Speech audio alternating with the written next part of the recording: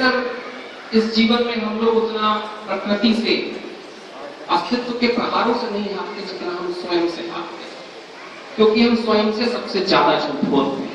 इतना झूठ हम समाज से भी नहीं बोलते, किसी से। एनीवे, मेरे को इतनी छोटी सी बात शुरुआत में कहनी थी। मैं एक कहानी से अपनी बात शुरू करूंगा और विषय तक पहुंचने की कोशिश करूंगा। मैं कोई वक्ता नहीं हूं। जीवन के जो अनुभव मुझे मिलते हैं उन अनुभवों को मैं लोगों के बीच शेयर करता हूं। वक्ता होने में तो ऐसा है कि मैं कुछ बातें आपको कह दूं और स्वयं भी उन बातों से बहुत दूर कर दूं। अगर अनुभव बांटूंगा तो हो सकता है कि अपनी संवेदनाओं को आप तक पहुंचा पाऊंगा। एक बड़ी अच्छी कहानी रही है। एक बार ऐसा हुआ कि कुछ फकीर, जो लोग रहते हैं वहां पर अलग अलग तरीके से, कहीं कोई किसी चीज का सेवन कर रहा होता है, कहीं किसी एक व्यक्ति बहुत गहराई के साथ रो रहा होता है, अलग अलग तरीके से वो कार्य कर रहे होते हैं। अब ये धर्म के लोग थे, तो धर्म के लोग जीवन में एक बड़ा महत्वपूर्ण कार्य करते हैं। आध्यात्म के लोग एक बड़ा महत्वपूर्ण कार्य करते हैं कि हमारे जीवन को प्रश्नों से भर देते हैं। असल में कभी कोई अगर पूछे, मुझसे लोग पूछते हैं कि धर्म क्या है, अध्यात्म क्या है, मुझे हमेशा एक बात दिखाई दी कि धर्म और अध्यात्म वो है जहां से हम जीवन की संभावनाओं के प्रश्न खड़े करते हैं। अगर हम जीवन की संभावनाओं के प्रश्न खड़े करते हैं तो हम अपनी संभावनाओं को भी रूप देने का कार्य करते हैं। तो धर्म और अध्यात्म के लोग थे, उन्होंने इनसे प्रश्न करना शुरू किया कि आखिर जो भी तुम कर रहे हो, कहीं कोई गांजा पी रहा है, कहीं कोई कुछ बीड़ी पी रहा है, कहीं कोई किसी मादक द्रव्य का सेवन कर रहा है। उन्होंने पूछा कि आखिर तुम ये कर क्यों रहे हो, क्या कारण है इसका? तो वो जो लोग बैठे हुए थे उन्होंने कहा, साहब मजा आता है, मजा आता है इसलिए करते हैं। ठीक है, मजा तो आता है, लेकिन मजा आने के पहले करने की शुरुआत किसी न किसी वजह से तो हुई। धर्म की एक दूसरी बहुत बड़ी टिप्पणी कि धर्म हमेशा कारणों की तरफ जाने की कोशिश करता है। एक बड़ी अच्छी कहानी है, एक बहुत बड़ा शास्त्र जिससे निकल कर आया, इसे हम गीता कहते हैं। अर्जुन कहीं युद्ध छोड़ने की विवशता में था, लेकिन श्री कृष्ण एक तरीके से उसे कारणों पर पहुंचाने की कोशिश करते हैं कि आखिर तेरा युद्ध छोड़ने का कारण क्या है। और जितना अर्जुन ने युद्ध छोड़ने के कारण बताए, श्री कृष्ण जी ने उतना जीवन को एक नया दर्शन देने की कोशिश की। तो जब उन्होंने पूछा कि बताओ, जो भी तुम आज कर रहे हो उसका कारण क्या है? मजा तो ठीक है, लेकिन मजा आने के पहले कुछ ना कुछ कारण तो रहा होगा जिसके कारण तुमने कार्य शुरू किया। क्योंकि जीवन में हम कुछ भी करते हैं वो अकारण नहीं हो सकता। जिस दिन अकारण हो गया उस दिन हम यहां पर हमारा होना अकारण हो जाएगा, और हम अकारण हो गए तो पूरा अस्तित्व कारण हो जाएगा, जो भी है नहीं। तो जब उन्होंने पूछना शुरू किया तो किसी एक व्यक्ति ने कहा कि मेरी पत्नी की मृत्यु हो गई थी आज से 10 साल पहले। दूसरे व्यक्ति ने कहा कि कहीं किसी भाई ने मेरी पूरी जायदाद ले ली, मुझे बहुत दुख लगा। कहीं कोई तीसरा बोलता है कि व्यापार में बहुत बड़ी हानि हुई। कहीं कोई चौथा कहता है कि मैं जीवन की आभा से घबरा चुका हूं, जीवन के दर्द से घबरा चुका हूं। तो ये संत, ये फकीर कहते हैं, तो इसका मतलब तो ये हुआ कि तुम आज जिन मादक द्रव्यों को ले रहे हो, जिन मादक पदार्थों को ले रहे हो, जिस नशे में तुम जा रहे हो, उसका कारण मजा नहीं है, बल्कि कारण ये है। अब वो जो लोग बैठे हुए होते हैं उनको लगता है कि हाँ, बात तो सत्य है, बात तो बिल्कुल सही है कि वजह कुछ और थी, हमने नियम कुछ और बना दिया। कहानी उसके आगे कहती है कि संत और फकीर आगे निकलते हैं और इन लोगों को अपने साथ लेकर निकलते हैं। और ये कहानी अंत में जाती है कि अंत में ये चारों लोग कहीं संत और फकीरों के परम सेवक बन जाते हैं। भविष्य में उनमें से एक व्यक्ति स्वामी देवदत्त के नाम से पूरे भारत में जाना जाता है, जो श्री अरविंद के सबसे बड़े शिष्य हैं। बड़ी महत्वपूर्ण घटना है। मैं इस घटना से इसलिए इस विषय को छूना चाहता था, जो कि विषयों का मुझे जो विषय दिया गया, कि जीवन में दो तरीके के नशे हम जीवन में लेते हैं। एक तो वो नशा जो हम सामान्य अर्थों में समझते हैं, जहां तक कहीं कुछ शराब है, कहीं कोई बड़ी सिगरेट है, कहीं कोई पान मसाला है, कहीं कुछ है, कहीं कुछ है। एक दूसरा भी नशा होता है, क्रोध का नशा होता है, ईर्ष्या का नशा होता है, द्वेष का नशा होता है। ये भी दो तरीके के नशे होते हैं। एक नशा तो हम सब समझते हैं, जिससे सबको दिखता है कि हानि होती है, लेकिन फिर भी हम करते रहते हैं। और दूसरा नशा भी ऐसा है, क्रोध का, ईर्ष्या का, द्वेष का, अपराध का। हम जानते हैं कि उससे हानि होती है, लेकिन फिर भी हम करते रहते हैं। असल में चाहे हो, जिसका भी हो, नशे जितने भी प्रकार के होते हैं, हम जानते तो हैं कि ये खराब है, लेकिन हम फिर भी करते रहते हैं। ये सारे लोग इस बात को स्वीकारेंगे कि हम जानते हैं, डॉक्टर कहते हैं कि मत खाओ पान मसाला, उससे कैंसर होता है, लेकिन फिर भी आदमी। हाँ, लोग बोलते हैं कि इतने सारे सालों से भारत में हम लोग चिल्ला रहे हैं कि नशाबंदी हो जाए, नशा नहीं हो, लेकिन शराब की दुकान इतनी बढ़ती चली जाती है। बढ़ती है, महाराष्ट्र में तो खूब बढ़ रही, मध्य प्रदेश में तो खूब बढ़ रही। अभी मैं परसों राजस्थान में था, तो परसों मैंने जयपुर में देखा कि जहां जहां दुकानें नहीं हुआ करती थी, वहां दुकानें खुल गई। एक बड़ी महत्वपूर्ण बात रही है कि सदियों से धर्म के लोग, आध्यात्म के लोग, समाज के विचार चिल्लाते रहे कि समाज में नशा न हो। समाज में नशे को कैसे कम किए जाए, इसके लिए लगभग सारे पंथों की तरफ से नए नए कार्यक्रम चलाए जाते हैं। लेकिन उसके बाद भी, आज इतने हजार सालों के बाद भी, हम आज भी नशा मुक्त समाज की कल्पना कर रहे हैं। इसके तो दो अर्थ होंगे। एक अर्थ यह होगा कि नशा मुक्त होना शायद हमारे समाज को स्वीकार्य है, यही माना जा सकता है। ये तो दूसरा अर्थ यह होगा कि जहां जहां से नशे मुक्ति की बात हुई है, वो बात हमारे गहरे तल पर पहुंच नहीं पाई। कुछ तो है, कुछ गड़बड़ तो है। मैं आज उस गड़बड़ की थोड़ी थोड़ी बात करूंगा, थोड़ी थोड़ी बात करके आप तक पहुंचने की कोशिश करूंगा। असल में बहुत महत्वपूर्ण विद्या रही। मैं ये उम्मीद करता हूं कि आप लोग थोड़ा इसको देखें। हमेशा वो विरोधी या नकारात्मक तत्वों की तरफ आकर्षित होता है, जहां से हमारे संघर्ष के रास्ते शुरू। अब ये सूत्र बड़ा महत्वपूर्ण है, इससे ही हम थोड़ा सा अपने आप को समझ पाएंगे कि हम चीजें क्यों करते हैं, जानने समझने के बाद। असल में जीवन एक ऐसी घटना है जिस घटना में हमको दिन प्रतिदिन व्यक्तिगत तौर पर भी, आध्यात्मिक तौर पर भी प्रतिदिन अस्तित्व की एक कोशिश है कि हम लगातार आगे बढ़ते रहें। भारत ने एक कल्पना की जो पूरी दुनिया में वो कल्पना कहीं और से नहीं हो सकती। भारत ने कल्पना की नर से नारायण की, मनुष्य से ईश्वर की, हमसे उसकी। ये कल्पना दुनिया का और कोई भी राष्ट्र जहां से पंथ निकल कर आए, उन पंथों में कभी नहीं था। इसलिए नहीं हो सका क्योंकि उन्होंने कभी देखा ही नहीं कि रास्ता यहां से लेकर वहां तक जाता है। जब रास्ता यहां से वहां तक जाता है तो प्रतिदिन कोई ना कोई परीक्षा हमारे सामने तो है, कहीं ना कोई ऐसी बात तो है जिनको पार करके ही हम रोज अपने आप से एक नए व्यक्ति को निकाल सकते हैं।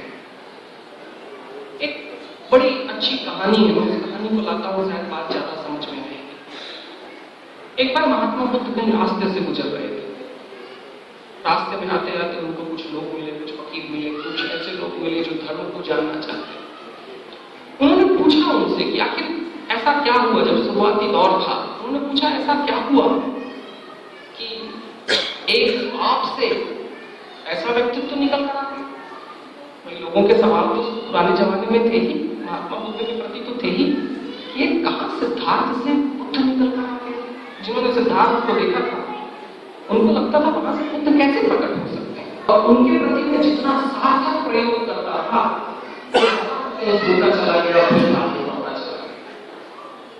ये बड़ी महत्वपूर्ण बात उन्होंने कही है।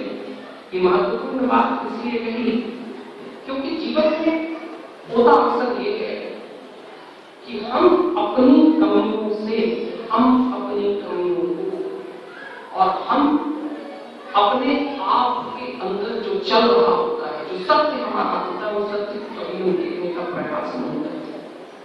हम उसको लगभग लगभग नकारते हैं। अक्सर ऐसा होता है कि कुछ लोगों को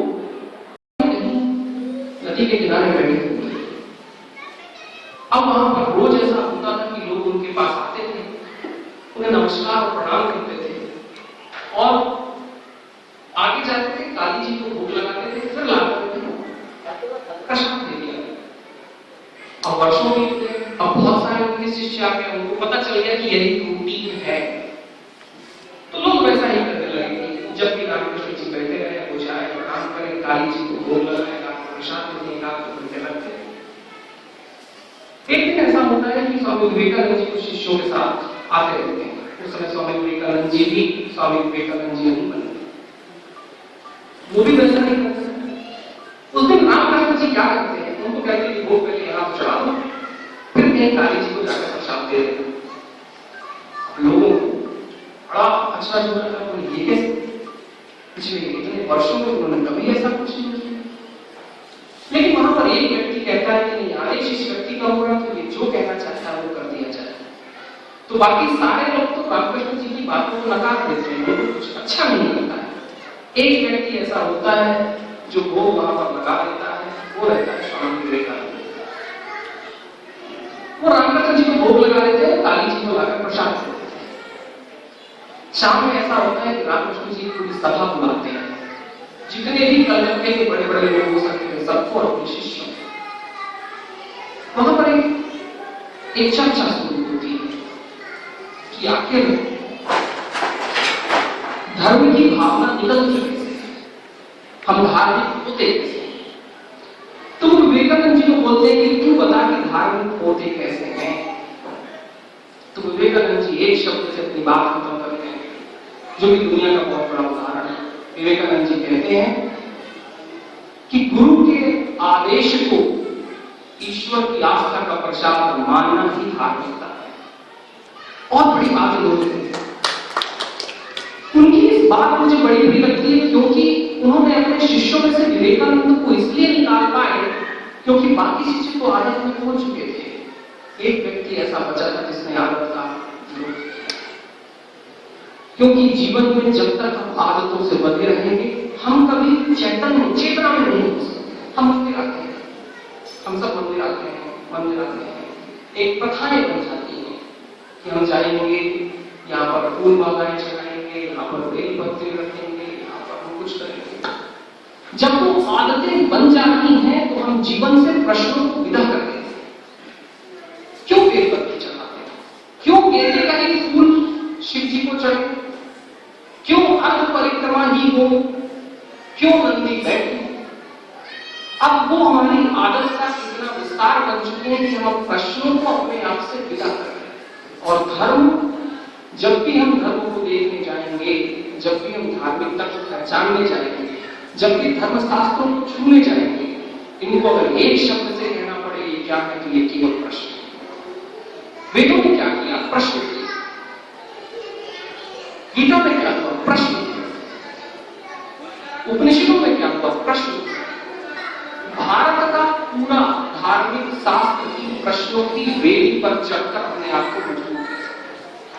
असल में जब हम आदतों में जिएंगे, जीवन में कभी प्रश्नों को नहीं निकाल सकते।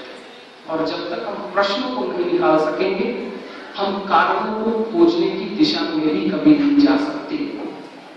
प्रश्न बड़ा महत्वपूर्ण है, बड़ा मौलिक है। हमारे जीवन में एक चीज जो बड़ी मौलिक है वो प्रश्न है। लेकिन होता यह है कि जैसे जैसे हम जीवन में आगे बढ़ते चले जाते हैं, हम प्रश्नों को उतना विदा करते चले जाते हैं, आदतों में जीना स्वीकार करें।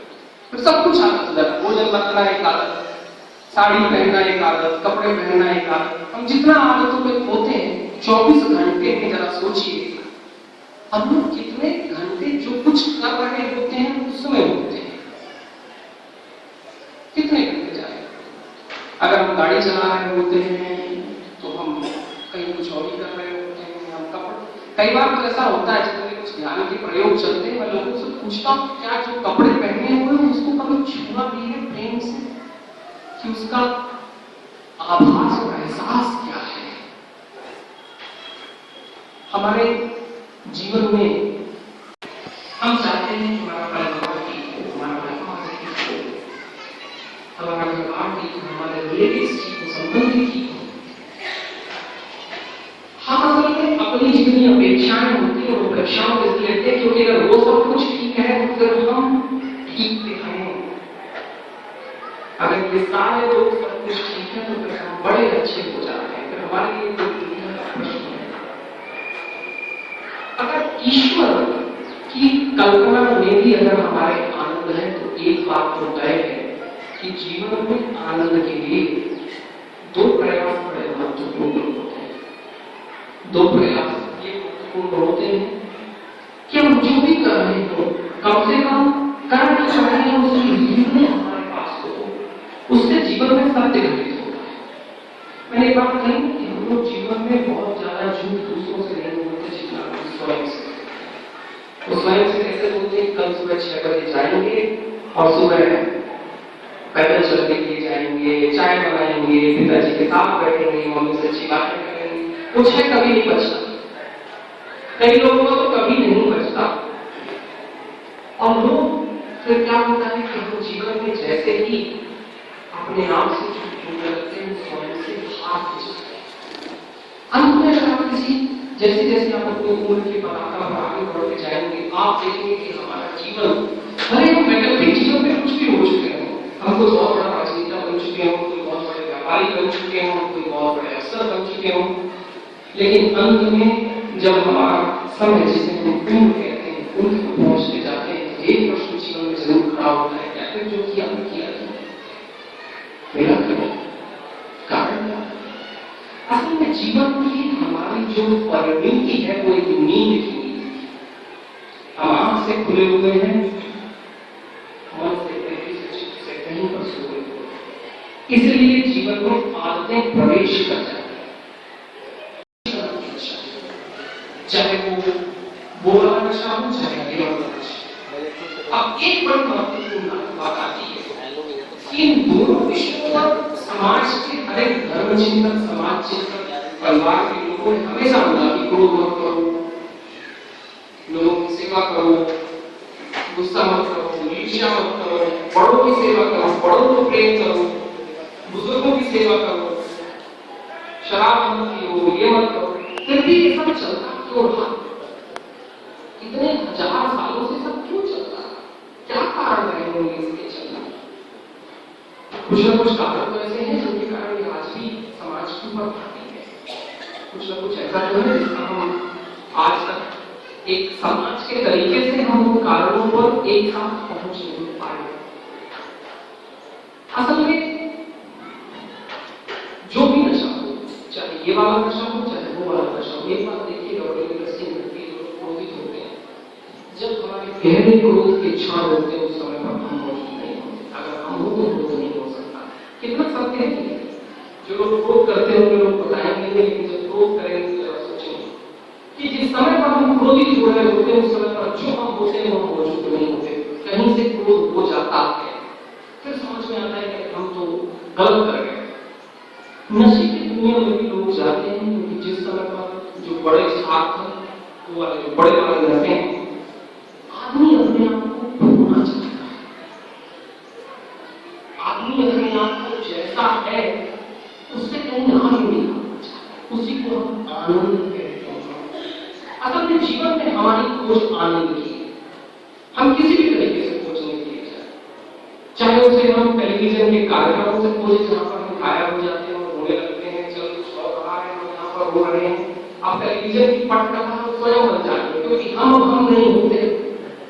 मनुष्य के जीवन की मूल खोज है कि जहां पर हम इस अस्तित्व के साथ एक हो जाए, जहां पर हम जो है हम ना चाहिए। उसके लिए ये सारा मनोरंजन खड़ा किया गया है, उसी के लिए सारे नशे खड़े किए गए। नशे का आपको पता है आज भारत में कितना बड़ा व्यापार है। आपके केवल महाराष्ट्र में उसका व्यापार मुझे लगता है कि 50,000 करोड़ का होगा। केवल शराब का नहीं, बाकी जो भी सारी चीजें होती हैं उनका।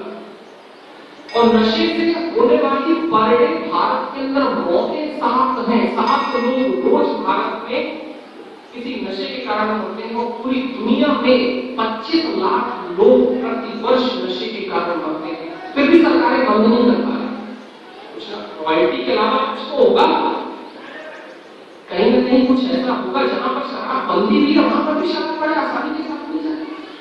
कुछ तो ऐसा है मनुष्य के मन में जिसको सुधारक समझ नहीं पा रहा। धर्म ने बड़ी बड़ी बात की। धर्म ने समझा कि मनुष्य की मूल खोज स्वयं को खोने की है। ध्यान के क्षणों में होता है जब हम गहरे आनंदित होते हैं, जब हम नृत्य करते हैं, नृत्य के क्षणों में धर्म की मूल नैतिक खोज की कि व्यक्ति अपने आप को अपने आप को अस्तित्व के साथ एक करना चाहता है। क्योंकि जब हम अस्तित्व के साथ एक हो जाते हैं तो कोई विवेक जी नहीं बचते, कोई राजी जी नहीं बचते, कोई गांधी जी नहीं बचते। फिर हमारा जो अपना बना बनाए व्यक्तित्व है वो नहीं बचता, क्योंकि हम जीते तो व्यक्तित्व में है। धर्म की व्यक्ति अपने आप को अस्तित्व के साथ एक करना। इस धर्म की जब एक मूल खोज की धर्म ने ये भी समझा कि जो व्यक्ति अपने आप को खोना चाहता है तो खोने के लिए कोई ना कोई कारण भी बनाता चला जाएगा। आज का शराब नहीं है, आज का नशा नहीं है, यही बात श्रीमंत बुद्ध जी ने कही, यही बात श्री महावीर जी ने कही, यही बात वेदों में आती चली गई।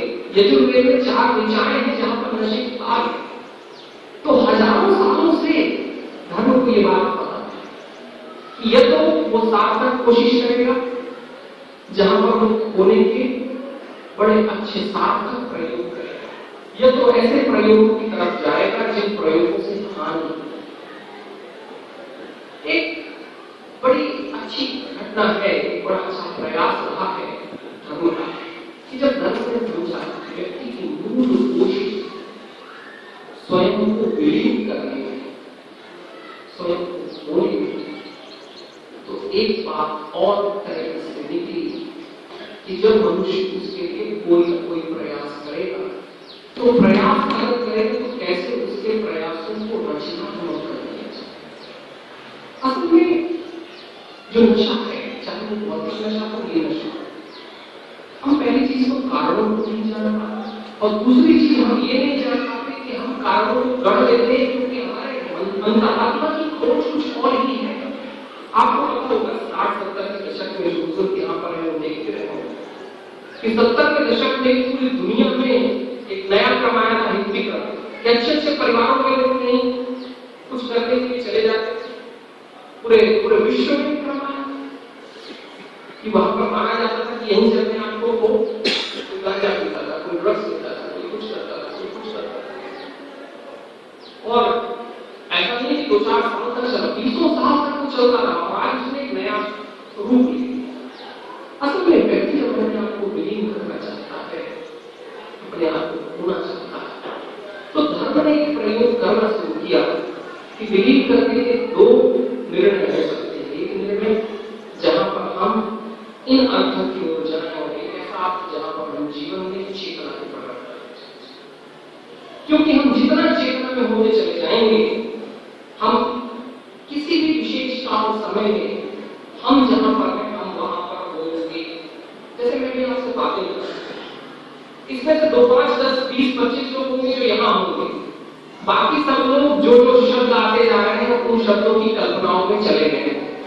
अगर यहाँ पर 50 लोग बैठे हुए हैं तो 20 लोग भी बहुत हैं जो यहाँ पर होंगे, बाकी 30 लोग कहीं और पर जा चुके हैं।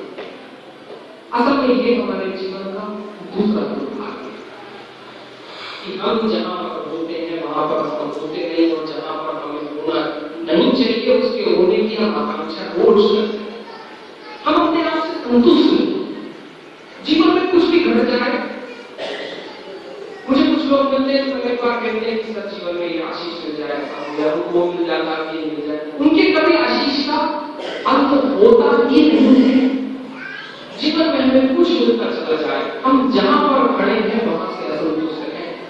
और जब भी असंतुष्ट जीवन में होंगे, हम कहीं न कहीं ऐसी दशा में हो जाएंगे जहां से हम जो हो सकते हैं वो हम होने की कल्पना बनाएं। जीवन में केवल संतुष्टि अपना घर कर में, असंतुष्टि जब घर करती है तब हम डिप्रेशन में आते हैं। कोई आदमी मौत हो जाए, डिप्रेशन बहुत तरीके के होते हैं। डिप्रेशन में जाते हैं तो वही किसी वजह से चुंगन चबाने लगते हैं। कई आप कभी आपके कोई मित्र हो, परिवार में कोई ऐसा व्यक्ति हो जो कभी सिगरेट पीता हो, आप उससे बोलिए कि एक बार तो बस एक क्षण की ऐसी कोशिश कर कि सिगरेट का एक से हटाना चलेगा, अंत तक बस वो बिना कुछ सोचे पी के देख, वो पागल हो जाएगा, पी ही नहीं सकता। अगर किसी को आप बोलिए आप अभी भोजन कर रहे हैं, हम लोग भोजन करते हैं तो अक्सर कुछ और करते रहते हैं।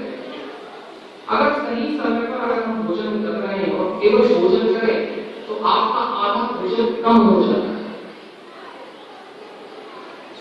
क्योंकि एक चीज के स्वाद लेने में रस इतना बढ़ जाता है कि हमारी क्वांटिटी कम हो जाती है। अभी हम लोग सब क्वांटिटी वाले, सब क्वांटिटी की बात करते हैं, क्वालिटी की बात कोई नहीं करता कि कितना ज्यादा मिला उसकी कोशिश है, कितना अच्छा मिला उसकी कोशिश नहीं। तो जीवन में संतुष्टि घर करने लगती है, संतुष्टि डिप्रेशन करने लगता है। जब डिप्रेशन करता है तो यहीं से दोनों तरीके के नशे हमारे जीवन में शुरू हो जाते हैं। फिर हम अचेतना में अपना जीवन जीने लगते हैं कि कुछ हम कर रहे हैं कुछ नहीं कर रहे। कई बार देखिए कुछ लोगों का होता है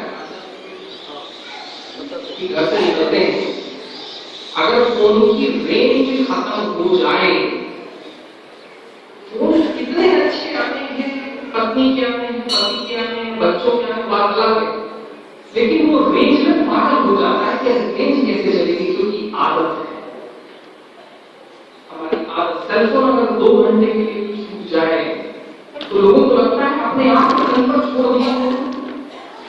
हमारे जीवन में एक एक प्रकल्प हमारी आदत है, इन्हीं आदतों के कारण जीवन का दुख भी है। एक व्यक्ति रास्ते से चलता हुआ जाता है, वो हमको रोज नमस्कार करता है, और एक दिन वो नमस्कार नहीं करता तो हम स्वयं सोच रहे थे यार इसने नमस्कार नहीं किया, नहीं अजीत ने ऐसा तो नहीं बोला, कपिल ने ऐसा तो नहीं बोला, राम भाई ने ऐसा नहीं कह दिया, नहीं। हम अपने निर्णय खुद करने लगते हैं, फिर कल जब जाएंगे तो वेट करते हैं कि आज नमस्कार करता है कि नहीं, वो नहीं किया तो जीवन में कुछ शुरू हो गया कि बताओ इस आदमी को मैंने जीवन भर पढ़ाया लिखाया प्रेम किया, नमस्ते, क्योंकि वो रोज नमस्ते करता था। अगर हम घर पर जाए और अगर पत्नी बहू ने एक क्षण के लिए चाय लेने में दूरी कर दी, देरी कर दी, तो हमको अपने जीवन के जो हमारे पूरे दुख है वो हमारी आदतों के दुख हैं। लड़का बड़ा होता है, विवाह होता है, पत्नी के साथ समय बिताता है, बच्चों के साथ समय बिताता है, उसकी अपनी आदतें नहीं बनते चली जाती, लेकिन आप कोई अपनी आदतों के बीच और बुद्ध की आदतों के बीच कोई सामंजस्य नहीं बनता है, इनसे दुख शुरू हो जाता है। हमारे जीवन का सारा दुख हमारी मूल आदत है, उसके अलावा कुछ भी नहीं, सीधा सीधा। और जीवन में जिस दिन आदत खत्म होती है दुख बिल्कुल भी समाप्त हो जाता है। दुख इसलिए विदा हो जाता है क्योंकि अब हम जो आने वाला है उसको स्वीकार करते हुए चले जाते हैं, यहीं से जीवन में स्वीकारता खड़ी होती है। हम जब तक आदतों में जीते हैं जीवन में किसी नवीन को नूतन को स्वीकार नहीं सकते। जैसा बना बनाया है वैसा ही वो सामने प्रकट में हो तो चलता है, अगर बनने से कुछ भी अलग सा आया तो बड़ा मुश्किल हो जाता है। मैं एक छोटी सी बात और करूंगा, फिर विराम दूंगा, कभी लौट कर अगर आया काफी मुझे पर लंबी बात करूंगा। आज मैं बिल्कुल क्षमा चाहूंगा क्योंकि कुछ बाहर से लोग आए और उनको समय देकर रखा हुआ है, फिर वो मुझे कल परसों निकलना है नागपुर से। मैंने सोचा कि हम 12:30 साढ़े 12 के शुरू करके लंबी बात करेंगे 1:30 बजे तक, फिर आधे घंटे का सवाल होगा, फिर 2 बजे निकल गए तो सवालों का शायद धन्यवाद दूंगा और लंबी बात नहीं करूंगा। एक अलग की बात करता हूँ कि जीवन में अगर हम नशा करना चाहते हैं, अगर हम चाहते हैं कि लोग जो नई नशा करते हैं, जो सो कॉल्ड नशा जो होता है उसको नहीं करने वाले लोग ज्यादा नशा करते हैं, क्योंकि पहला नशा कर लेते हैं कि भाई मैं तो ठीक और लगूं, मैं तो जीवन में कुछ नहीं लेता, उसका अपना एक अलग अहम होता है। नहीं लेने वाले एक अलग अहम होता है, लेने वाले का दूसरा होता है।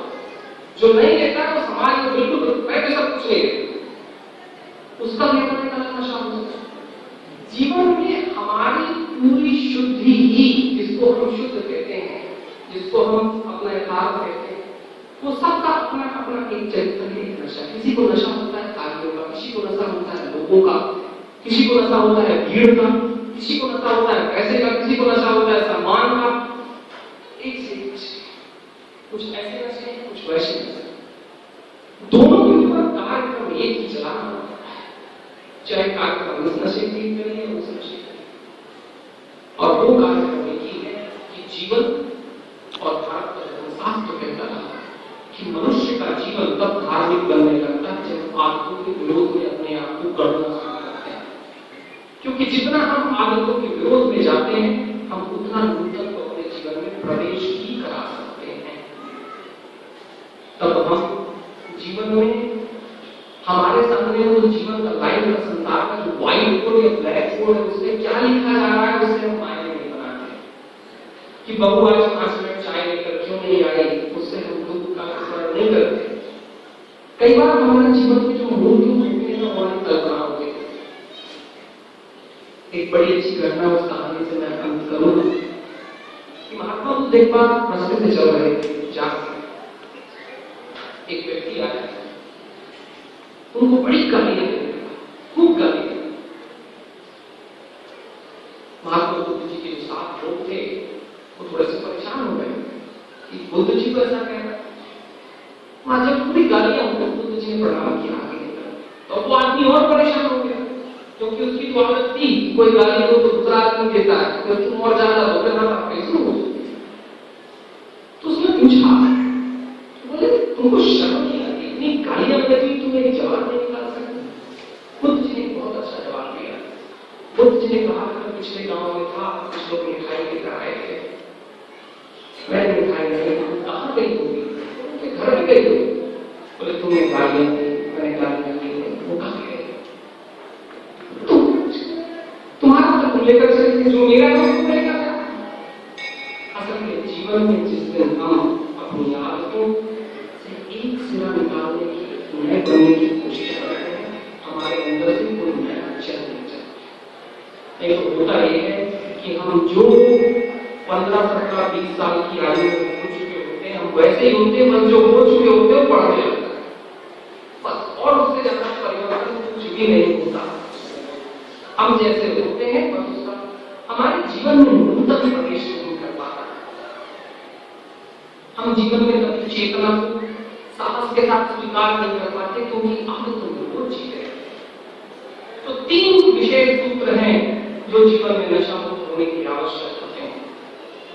एक होता है कि जीवन में चेतना, कॉन्शियसनेस, हम जो कर रहे होते हैं उसको जहां पर होते हैं वहां पर होने की कोशिश करते हैं। और कोई बहुत कुछ इसके लिए करना नहीं होता। अगर हम करना शुरू करें तो जीवन ध्यान बन जाता है, उसके लिए कहीं जाने की जरूरत नहीं है। एक भी दिन अगर आप ब्रश कर रहे होते हैं, रोटी बना रहे होते हैं, कोई आदमी पंचर ठीक कर रहा होगा, गाड़ी चला रहा होगा, अगर 5 मिनट में भी हम जो कर रहे हो जाए उसका आनंद बड़ा कभी करके देखिए। तो जहां है वहां होने की कोशिश करें। दूसरी चीज है कि जीवन में आदतों से निष्कर्ष निकालें, रोज एक नए को स्वीकार करें। आदत को बदलेंगे, जीवन से दुख विदा हो जाएगा, दुख विदा हुआ डिप्रेशन विदा हो जाएगा, डिप्रेशन विदा हुआ तो फिर होने के लिए हम सात्विक मार्ग चुनेंगे अपने आप। और तीसरी जो महत्वपूर्ण बात मुझे लगती है कि जीवन में ईश्वर हम तक प्रवेश नहीं कर पाता। कभी हमारे जीवन में ईश्वर हम तक नहीं प्रवेश कर पाता है, क्योंकि ईश्वर प्रवेश कब करता है जब हम प्रश्नों को जीवन में शुरू करते हैं। जिस समय हम प्रश्न करने लगते हैं, सही कारणों को जाने जीवन में प्रश्न शुरू करते उत्तर मिलने लगता है। और नए उत्तर से हो सकता है नया प्रश्न बन जाए, लेकिन कम से कम हम कारणों पर तो पहुंचे कि कुछ कर रहे हैं तो उसके कारण है। कारण तक पहुंचेंगे तो हो सकता है आदत को न लगे, सिंक्रोनाइज्ड एक साथ चलती है। आप सब लोगों ने इतने देर तक